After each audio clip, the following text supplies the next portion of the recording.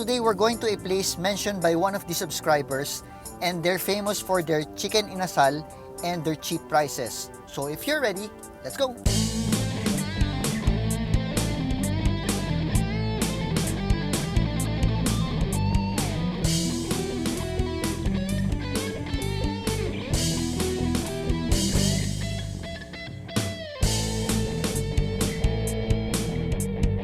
The name of the place is JTs Manukan.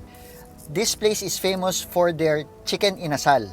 Now, chicken inasal originated in Bacolod and is a marinade of chicken with vinegar, lemons or calamansi, ginger, garlic, and color from the annatto seeds. Anyway, I ordered their chicken inasal and liempo, which is grilled pork belly. Now, since it's takeout, they placed it in plastic bags. I did request if it's possible to get fork and spoon and a plate so that I could eat it right away. And the crew was kind enough to provide that. Okay, so let's start.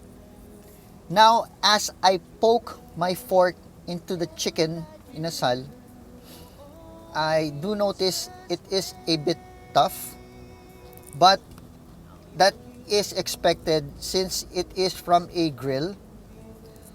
I do notice though that there are some juices of the chicken that are coming out, which is good. That tells me that this chicken is juicy. And I do notice the chicken skin. Chicken skin.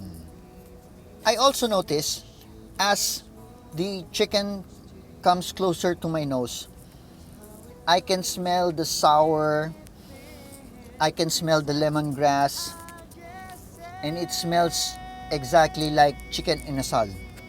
I do notice though that there is no coloring, which tells me that they were not able to put the color from the annatto seeds, which is okay because annatto does not give much flavor. Its only purpose is for coloring.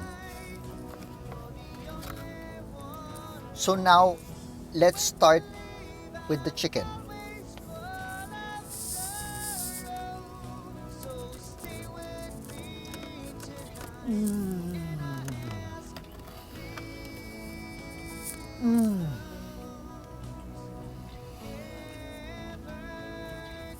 You can taste inasal. You can taste the sourness. You can taste the salt. You can taste a little bit of the lemongrass. The chicken, and do notice this is chicken breast. The chicken is not tough, but it's not soft, but that's good because this is chicken breast. You can taste all the flavors of a chicken inasal. Since this is the chicken breast, there's not much fat. So let's take one more bite.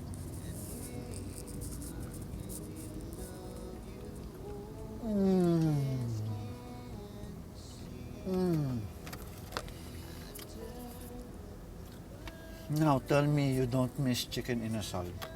Oh my god, this is so good. But one of the best parts of the chicken is the chicken skin. So now let's try the chicken skin.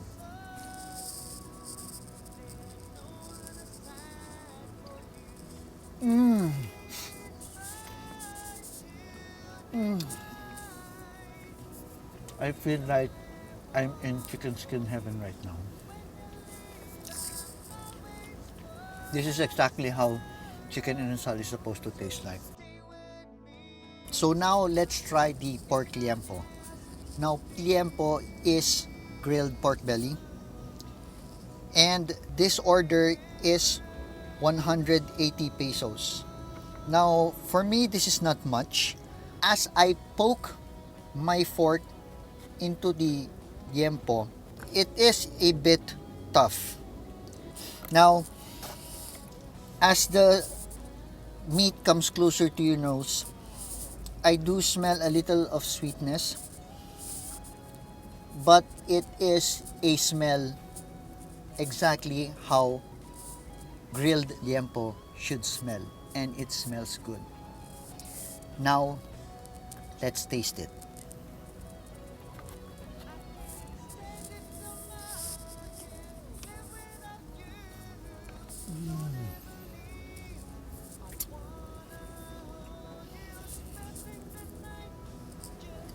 That is exactly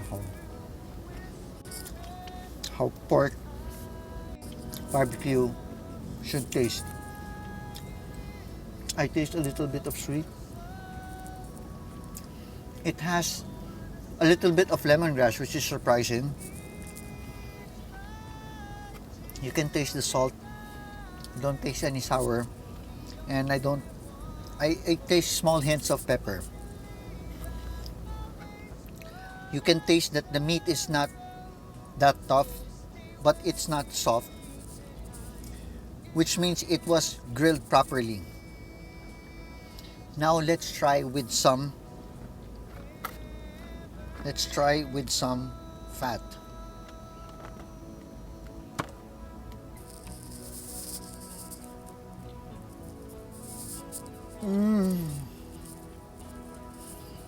You can taste the fatty flavor. You can really taste that the marinade sunk in to the pork, and it really tastes good. Now, they did provide calamansi and soy sauce. Now, usually Filipinos eat this kind of meal with the soy sauce and the calamansi. So now let's try it. So let's put a little bit of the soy sauce.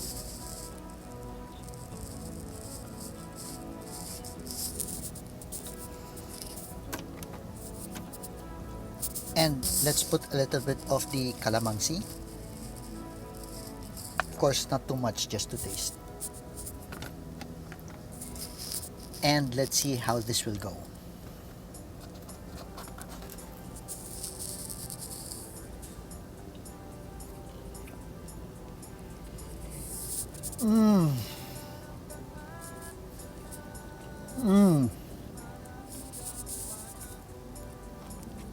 The soy sauce with the calamansi just give it a big upgrade.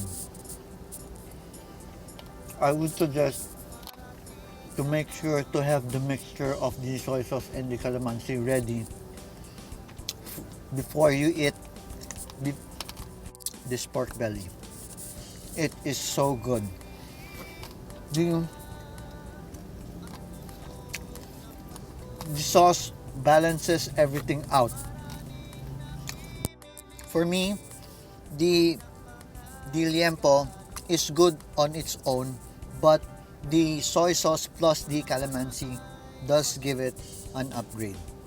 Okay, so to sum things up, the chicken pochi inasal for 145 pesos had a decent amount of meat on it.